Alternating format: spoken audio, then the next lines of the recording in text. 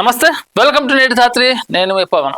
ఇంకా తెలంగాణలో అట ఆంధ్రప్రదేశ్లోని నేటి ధాత్రిలో top news point to point అనమాట. 10న నాగార్జున సాగర్లో వరుణ యాగం, వర్షాలు సమృద్ధిగా కురవాలన్న సంకల్పంతో రాష్ట్ర ప్రభుత్వం ప్రత్యేక పూజలు. యాదగిరి గుట్ట అర్చకులను నిర్ణయించిన ముహూర్తానికి ఈ యాగం చేస్తామని తెలంగాణ సీఎం రేవంత్ రెడ్డి గారు ప్రకటించారు. అసలు తెలంగాణ రాష్ట్రంలో వర్షాభావ పరిస్థితులు చాలా తక్కువగా ఉన్నాయి. ఎల్నినో ఎఫెక్ట్తో వర్షాలు అయితే సమృద్ధిగా కురవట్లేదు. వరుణాయాగం చేస్తానైనా వరుణుడు జాలిపడి మన రైతాంగం మీద ప్రభుత్వం పైన జాలిపడినా వర్షం కురుస్తుందేమోనని యాదగిరి గుట్ట మన తెలంగాణలోనే పవిత్రమైన పుణ్యక్షేత్రం. అక్కడ ఆలయ అర్చకులు ఏదైతే ముహూర్తాన్ని నిర్వహించారో ఆ ముహూర్తానికి అంటే ఆగస్టు 10వ తేదీన యాదగిరి గుట్ట దేవస్థాన అర్చకులు, వేద పండితులు, సిద్ధాంతులు శుభముహూర్తంగా నిర్వహించారు. ఆ ముహూర్తానికి యాగ క్రతువులు ప్రారంభం కానున్నాయి. ఇది ఖచ్చితంగా తెలంగాణ రాష్ట్ర ప్రభుత్వానికి మంచి శుభవార్త అని, అంటే ప్రజల కోసం, రైతుల కోసం ప్రభుత్వం ఆలోచించి ఈ యాగం ఏర్పాటు చేస్తున్నారు. ఇదంతా కెప్టెన్ సివిల్ సప్లై శాఖ మంత్రి ఉత్తమ్ కుమార్ రెడ్డి గారి నిర్వహణలో ఇదంతా జరుగుతుంది యాగం. వచ్చే ఎన్నికల్లో గెలుపు మాదే, తెలంగాణలో ఒంటరిగానే పోటీ, ఎవరితోనూ పొత్తు లేదు అని రాష్ట్ర బీజేపీ అధ్యక్షుడు ఎవరైతే ఉన్నారో రామచంద్రరావు గారు చెప్తారు. అయితే ఆంధ్రప్రదేశ్లో కూటమి ప్రభుత్వం ఎన్డీఏ భాగస్వామ్యంతో అధికారం చేపట్టారు బీజేపీ. అక్కడ టీడీపీ, జనసేన, బీజేపీ కలిపి అక్కడ గెలుపు దిశగా వెళ్తుంది. అయితే తెలంగాణలోని ఆ కూటమి అనేది లేదు, ఒంటరిగానే వెళ్తామని ఇప్పుడు బీజేపీ రాష్ట్ర అధ్యక్షుడు రామచంద్రరావు గారు చెప్తున్నారు. అయితే ఇక్కడ తెలంగాణలో పోటీ ఉంటే ఇక్కడ నాయకులు నష్టపోతారని ప్రధానంగా, ఎందుకంటే ఇక్కడ బీజేపీలో చాలా సీనియర్ లీడర్స్ ఉన్నారు, వారందరికీ అవకాశం కల్పించాలన్న దిశగా అలా చెప్తున్నారు అనమాట. తెలంగాణలో బీజేపీకి అంత పట్టు లేదు ప్రస్తుతానికైతే. ఎందుకంటే గతంలో బండి సంజయ్ గారు ఉన్నప్పుడు ఒక ఊపారు రాష్ట్ర యువతని, రాష్ట్ర యంత్రాంగాన్ని, రాష్ట్రంలో ప్రజలని ఏకతాటిపైకి తెచ్చి పాదయాత్ర ద్వారా ఒక ఊపారు. కానీ ఇప్పుడు ఆ పరిస్థితి లేదు. తెలంగాణలో ఖచ్చితంగా కలిసి వెళ్తేనే విజయం అనేది దక్కుతుందని తెలంగాణలోనే ఇప్పటికే అలా నిర్ణయం వెల్లడిస్తున్నారు. అయితే ఆ నిర్ణయం ఆంధ్రప్రదేశ్లో సరైనది, కానీ తెలంగాణలో ఎంతవరకు సరైనది మరి బీజేపీ రాష్ట్ర అధ్యక్షులు రామచంద్రరావు గారు బీజేపీని ఎక్కడి వరకు తీసుకెళ్తారనేది ఇప్పుడు ప్రశ్నగా మారింది. తెలంగాణలో అయితే పొత్తు ఉండదని ఇప్పటికే స్పష్టం చేశారు.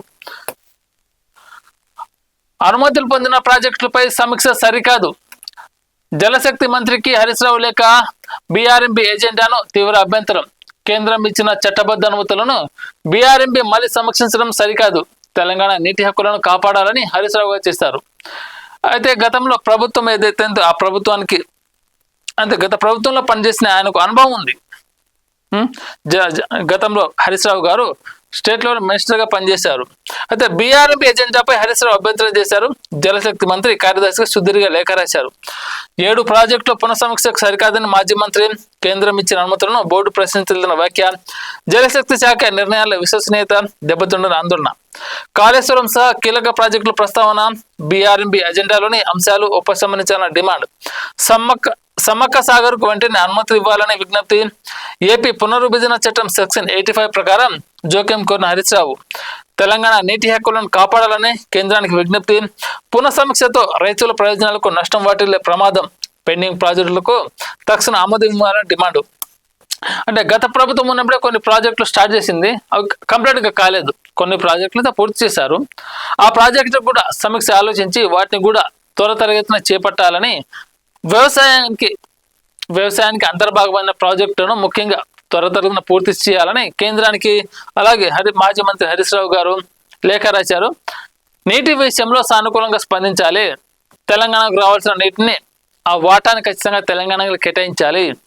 ఇప్పుడు తెలంగాణ నీటిని ఆంధ్రాకు తరలిస్తున్నారు, అది కరెక్ట్ కాదు. ఖచ్చితంగా తెలంగాణకు దక్కాల్సిన నీటి వాటాలు ఖచ్చితంగా తెలంగాణకే దక్కాలని గత ప్రభుత్వంలో చేసిన వారికి అనుభవం ఉంది. కాబట్టి కేంద్రంతో ఏ విధంగా మాట్లాడాలి, కేంద్ర ప్రభుత్వానికి ఏ విధంగా సమన్వయం చేసుకోవాలని ఒక లేఖలో రాశారు.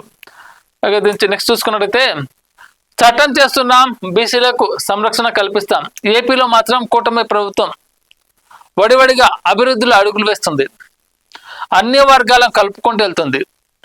ఒక బీసీ కాదు, ఎస్సీ కాదు, ఎస్టీ కాదు, ఓబీసీ కాదు, అన్ని వర్గాలను కలుపుకొని ఒక నిర్ణయంతో, ఒక విజన్ తోటి ముందుకెళ్తుంది కూటమి ప్రభుత్వం. ముఖ్యంగా అందులో ఉండే ప్రధానమైన నాయకులు ఎవరైతే ఉన్నారో చంద్రబాబు నాయుడు గారు కావచ్చు, అలాగే ఇక్కడ మన పవన్ కళ్యాణ్ గారు కావచ్చు, అక్కడ మన బీజేపీ నుంచి సత్యప్రసాద్ లాంటి సీనియర్ నాయకులు, విజన్ ఉన్న లీడర్స్ ప్రజలకు ఏం కావాలో, ఏ విధంగా ఇస్తే బాగుంటుందో, ప్రజలకు దగ్గరుండి ఎలాంటి హామీలు ఇవ్వాలి, ఆ ఇచ్చిన హామీలను ఎలా నిలబెట్టాలి, ప్రతిపక్షాలకు అసలు మాట్లాడే అవకాశం కూడా ఇవ్వట్లేరు. వడివడిగా అడుగులు పడుతున్నాయి.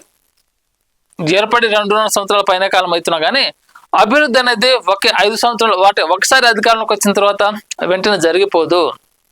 నిర్ణయాలు తీసుకోవాలి, సమీక్షించాలి. ఎక్కడ ఏది చేస్తే బాగుంటుంది, ఎక్కడ ఏది పెడితే బాగుంటుంది, రాష్ట్ర ప్రయోజనాల కోసం, యువత కోసం, కార్మికుల కోసం, వ్యవసాయం కోసం అనేక అనుమతులు తీసుకోవాలి, అనేక విధంగా ఆలోచించాలి. అప్పుడే రాష్ట్రం సంక్షేమ దిశగా వెళ్తుంది. ఆ విషయంలో టీడీపీ ప్రభుత్వం కాదు, కూటమి ప్రభుత్వం ముఖ్యంగా అయితే చాలా బాగా చక్కగా పనిచేస్తుంది. చేనేత కార్మికులకు చాలా అండగా ఉన్నారు.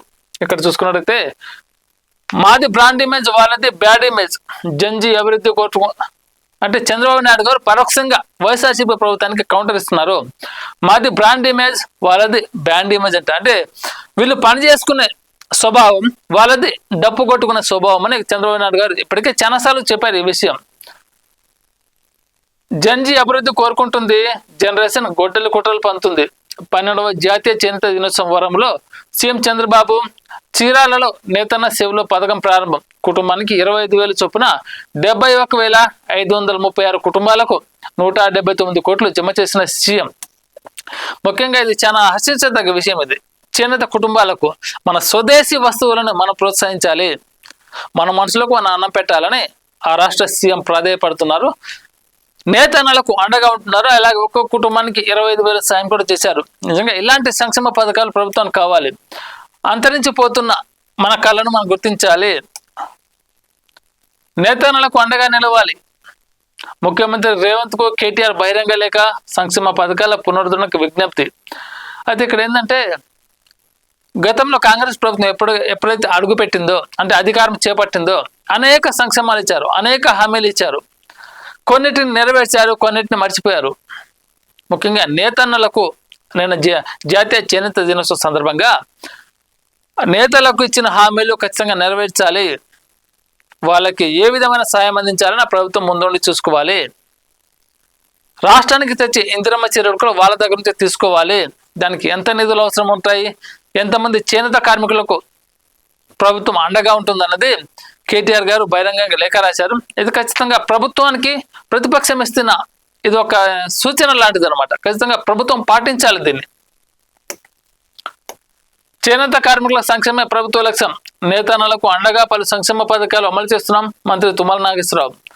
ఒక విధంగా 2 రాష్ట్రాల్లో నేత కార్మికులకు ప్రభుత్వాలు అండగా ఉన్నాయి. వాళ్ళ సంక్షేమం గురించి మాట్లాడుతున్నారు, ఆలోచిస్తున్నారు. చేనేత వస్త్రాలు మనం తయారు చేసుకుని మన ప్రాంతంలోనే మన దగ్గర వాళ్ళ అభివృద్ధి జరుగుతుంది, మన అభివృద్ధి మనమే చూసుకుంటున్నామని ప్రభుత్వాలు కూడా ఎంతో కొంత అండగా ఇవ్వాలి. చేనేత కార్మికులకు గట్టి సహాయాన్ని ఇవ్వాలి. వాళ్ళ కుటుంబాలు కూడా బాగుండాలి. రాబోయే రోజుల్లో అదే ట్రెడిషన్ని వాళ్ళ జనరేషన్ కూడా కంటిన్యూ చేసే విధంగా ఖచ్చితంగా ప్రభుత్వం తోడ్పాటు ఉంటేనే మన పనిని, మన కష్టాన్ని మన ప్రభుత్వం గుర్తించినట్టు అవుతుంది. ఎక్కడో బయట నుంచి వచ్చిన వస్తువులను మనం వినియోగించి వాళ్ళని లాభాలు పాలు చేయడం కన్నా మన వస్తువులను మనమే తయారు చేసుకొని మన వాళ్ళను, మన కుటుంబానికి రక్షణ ఉండడమే ప్రధానంగా అలా భావించాలి రాష్ట్ర ప్రభుత్వం. అలా భావించినప్పుడే తెలంగాణ రాష్ట్రం సంక్షేమ దిశగా ఇండియా అభివృద్ధి వైపుగా నడుస్తుంది. మన రాష్ట్రంలో, మన దేశంలో ప్రజలను మనమే పెంచుకోవాలి, పోషించుకోవాలి, పట్టించుకోవాలి. అప్పుడే ఈ రాష్ట్రం, ఈ దేశంలో ఉన్న ప్రతి ఒక్క పౌరుడు, ప్రతి ఒక్క కార్మికుడు, ప్రతి ఒక్క ఉద్యోగుడు బాగుంటాడు.